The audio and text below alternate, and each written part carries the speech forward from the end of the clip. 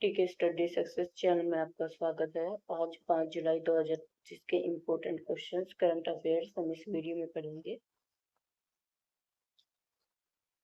ये question SSC railway exam में important है, इससे क्वेश्चन आ सकते हैं। चलिए इसको पढ़ते हैं। सिटीज, वन्य जीव जंतुओं और वनस्पतियों की लुप्त पर्याय प्रजातियों में अंतर्राष्ट्रीय व्यापार पर कन्वेंशन। ये एक अग्रणी वैश्विक समझौता है। इसके मूल रूप से 1963 में अंतर्राष्ट्रीय प्रकृति संरक्षण संघ IUN की बैठक में परिकल्पना की गई थी। सिटीज सचिवालय का प्रशासन स्विट्जरलैंड के जिनेवा में संयुक्त राष्ट्र पर्यावरण कार्यक्रम द्वारा किया जाता है। भारत में 1976 में कन्वेंशन की पुष्टि की गई।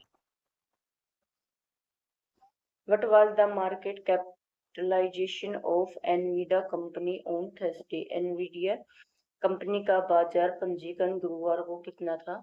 तो ये था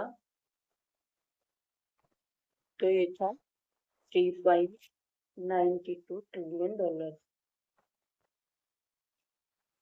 हाई एंड AI चिप्स में वैश्विक अग्रणी एनवीडिया कंपनी का भारत मूल्यवान कंपनी बनकर इतिहास रचने के लिए तैयार है। गुरुवार को इसका बाजार पंजीकरण 3.92 ट्रिलियन डॉलर तक पहुंच गया। 26 दिसंबर 2024 को स्थापित एप्पल के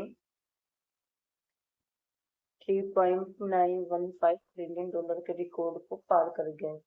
एनवीडिया का शेयर वर्तमान में अगले 12 महीनों में अपनी अपेक्षित आय के लगभग 32 गुना पर कारोबार कर रहा है। कंपनी का अब S&P 500 सूचकांक में लगभग 7.4% हिस्सा है। Who became the first country to officially recognize the Taliban government? Taliban सरकार को आधिकारिक तौर पर मान्यता देने वाला पहला देश कौन बन गया है? तो ये है रशिया। 3 जुलाई 2025 को रूसी विदेशी मंत्रालय ने घोषणा की कि उसने तालिबान को प्रतिबंधित संगठनों की सूची से हटा दिया है।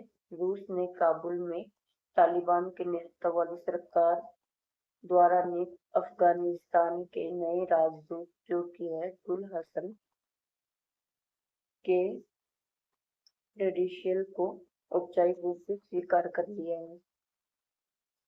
Who are included in the new leadership of that has recently joined the Indian Kho-Kho Federation? भारतीय खो-खो महासंघ में हाल ही में शामिल हुए नेतृत्व में कौन-कौन शामिल है? तो ये हैं भंवर सिंह पलारा, कल्याण चटर्जी, कमलजीत अरोड़ा। भारतीय खो-खो महासंघ ने देश और अंतर्राष्ट्रीय स्तर पर खो-खो को बढ़ावा देने के लिए और विकसित करने के उद्देश्य से एक नई नेतृत्व वाली टीम की शुरुआत की है। महासंघ में अब 8 उपाध्यक्ष शामिल हैं जो विभिन्न राष्ट्र संघों का प्रतिनिधित्व करते हैं। पहले हैं राजस्थान खो-खो एसोसिएशन से भंवर सिंह पलारा, फिर है कल्याण चटर्जी, फिर है कमलजीत अरोड़ा, फिर है कर्नाटक राज्य खो-खो समिति से लोकेश्वर, फिर है एन मधुसूदन सिंह, एन सीता रामा रेड्डी और Pradyumna Mishra. Gujarat has become which state to join the 1 crore club of stock market investors? Gujarat share बाजार निवेशकों के 1 करोड़ क्लब में शामिल होने वाला कौन सा राज्य बन गया है? तो ये बन गया है पहले राज्य बन गया है ये नेशनल स्टॉक एक्सचेंज NSE द्वारा जारी नवीनतम आंकड़ों के अनुसार जो गुजरात आधिकारिक तौर पर 1 करोड़ पंजीकृत शेयर बाजार निवेशकों का मील का पत्थर पार करने वाला भारत का ये तीसरा राज्य बन गया है। ये उपस्थिति गुजरात को महाराष्ट्र और उत्तर प्रदेश के साथ इस मील तक पहुंचने एकमात्र अन्य राज्यों में से एक बनाती है। इन तीनों राज्यों को अब भारत के कुल निवेशक आधार का 36% योगदान है। Recently, where did a grand ritual called Sunabesa take place? हाल ही में सुनाबेसा नामक एक भव्य अनुष्ठान कहाँ हुआ है? तो ये है ओडिशा में। जुलाई 2025 को रथ यात्रा के 8वें दिन, जो पुरी की ओडिशा पुरी की रथ यात्रा है, उसके 8वें दिन सुनाबेसा नामक एक भव्य अनुष्ठान होगा। सुनाबेसा का अर्थ है स्वर्ण पोशाक। इस दिन देवताओं को चमकदार सोने के आभूषणों से सजाया जाता है। इसमें स्वर्ण मुकुट, हार, बाजूबंद और अन्य आभूषण शामिल होते हैं। सुनाबेसा के बाद नीलांद्री बीजे एक समारोह की तैयारियां शुरू हो जाती है, जो जगन्नाथ मंदिर के गर्भगृह में देवताओं की वापसी का प्रतीक है। Which language course has been started in KDU? KDU में किस भाषा का पाठ्यक्रम शुरू किया गया है? हिंदी का। भारत श्रीलंका सांस्कृतिक और शैक्षणिक संबंधों को मजबूत करने की दिशा में एक बड़ा कदम उठाते हुए कोलंबो स्थित जनरल सर जॉन कोटेलावाला रक्षा विश्वविद्यालय केडीयू में हिंदी भाषा को सिखाने का कार्यक्रम शुरू किया गया है। ये पहल श्रीलंका में भारतीय उच्चायोग की सांस्कृतिक शाखा स्वामी विवेकानंद सांस्कृतिक केंद्र SVCCC के सहयोग से की गई है। कार्यक्रम का औपचारिक उद्घाटन भारतीय उच्चायुक्त संतोष झा और केडीयू के कुलपति रियर एडमिरल SGU दमिका कुमारा ने किया। सुनील कदम has been appointed to which post recently? Sunil कदम को हाल ही में किस पद पर नियुक्त किया गया है? तो ये किया गया है executive director of SBI SEBI के कार्यकारी निदेशक के रूप में नियुक्त किया गया है। सुनील कदम ने भारतीय प्रतिभूति एवं विनिमय बोर्ड SEBI के कार्यकारी निदेशक के रूप में नई भूमिका संभाली है। सेबी भारत में शेयर बाजार और वित्तीय लेन देन को देखने वाला मुख्य संगठन है। कार्यकारी निदेशक के रूप में सुनील कदम की नई भूमिका दर्शाती है कि 1996 में सेबी में शामिल होने के बाद उन्होंने कितना अनुभव प्राप्त किया, और इससे पहले उनकी पदोन्नति से पहले वे मुख्य महाप्रबंधक थे। Who assumed the charge of Air Officer in Charge Administration AOA in Air Force Headquarters? वायुसेना मुख्यालय में air officer in charge administration AO का पदभार किसने संभाला है? तो ये संभाला है शिव कुमार ने।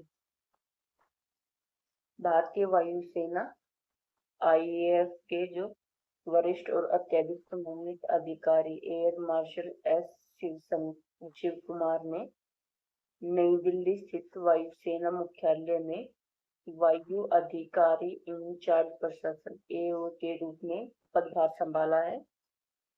एयर मार्शल शिव कुमार ने जून 1990 में भारतीय सेना का हिस्सा बने थे वो, और नए पद से पहले वे एयर हेडक्वार्टर में महानिदेशक प्रशासन के पद पर कार्यरत थे। SBI has recently opened Global Trade Finance Center in which two cities? SBI ने हाल ही में किन दो शहरों में वैश्विक व्यापार वित्त केंद्र खोले हैं? तो ये खोले हैं कोलकाता और हैदराबाद में।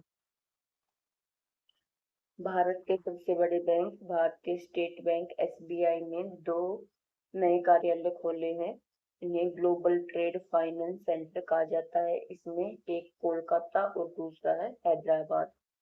SBI के चेयरमैन है श्री CS सेट्टी।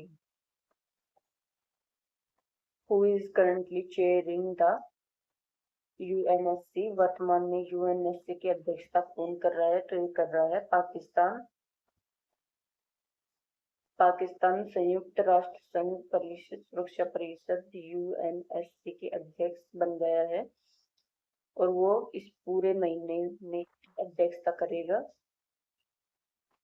उसे ये वोटिंग के जरिए अध्यक्षता नहीं मिली है, बल्कि उसे रोटेशन नंबर आने से मौका मिला है। संयुक्त राष्ट्र में पाकिस्तान के स्थायी प्रतिनिधि राजदूत असीम इख्तियार अहमद पूरे महीने परिषद का नेतृत्व करेंगे। पाकिस्तान इसी साल जनवरी में संयुक्त राष्ट्र सुरक्षा परिषद का अस्थायी सदस्य चुना गया है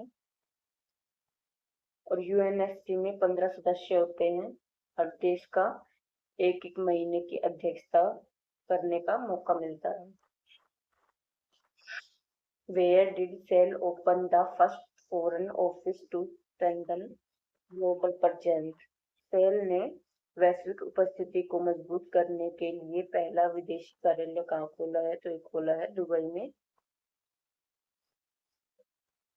steel authority of India limited SAIL ने दुबई संयुक्त अरब अमीरात यूएई में अपने पहले अंतर्राष्ट्रीय प्रतिनिधि कार्यालय का आधिकारिक रूप से उद्घाटन किया।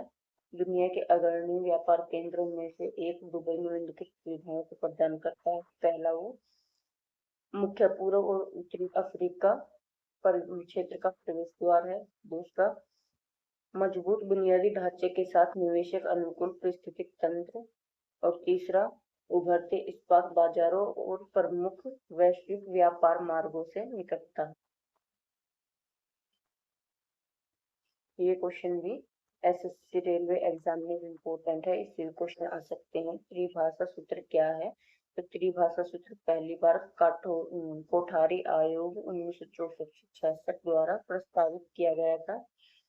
इंदिरा गांधी सरकार के अंतर्गत 1968 की राष्ट्रीय शिक्षा नीति एनपीई में औपचारिक रूप से अपनाया गया था, जिसका उद्देश्य भाषाई विविधता और राष्ट्रीय एकता को बढ़ावा देना था। राष्ट्रीय शिक्षा एनईपी 2020 त्रिभाषा सूत्र को बरकरार रखती है, लेकिन अधिक लचीलापन प्रदान करती है। ये सुनिश्चित करती है कि कोई भी भाषा थोपी न जाए।